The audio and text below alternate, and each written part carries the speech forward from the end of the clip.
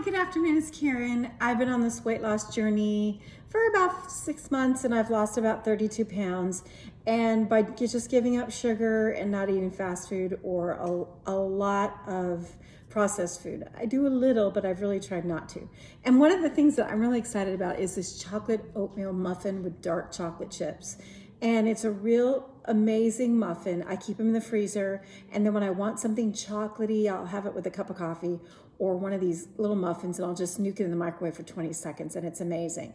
So basically it's an easy recipe. And what we're doing is we're using oats for our flour instead of using like a coconut flour. I find if you use these oats and you toast them in the oven for about 4 to 6 minutes, we're gonna grind those down and it's gonna be an oat flour chocolate muffin.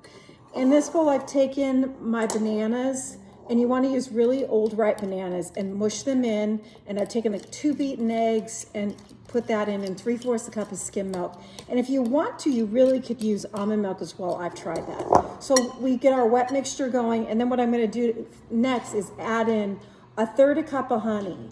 And the honey is really what binds this together, and this gives it your sugar, a natural sugar.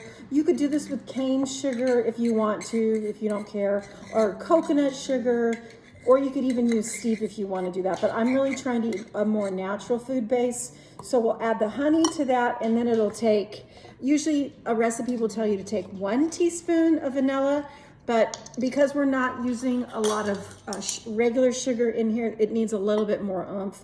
So we're gonna take 2 teaspoons of vanilla. I really like the vanilla bean paste, if you can find that. Here in the country, we can't find it anywhere. So what you'll do is you'll take that and then you'll mix it.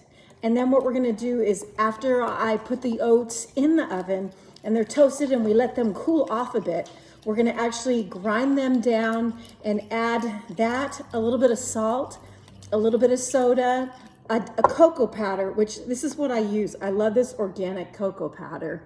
And you can add this into anything. I even put it in my yogurt, Faye yogurt with this, and it is so good with a couple of raw almonds or maybe sometimes peanut butter.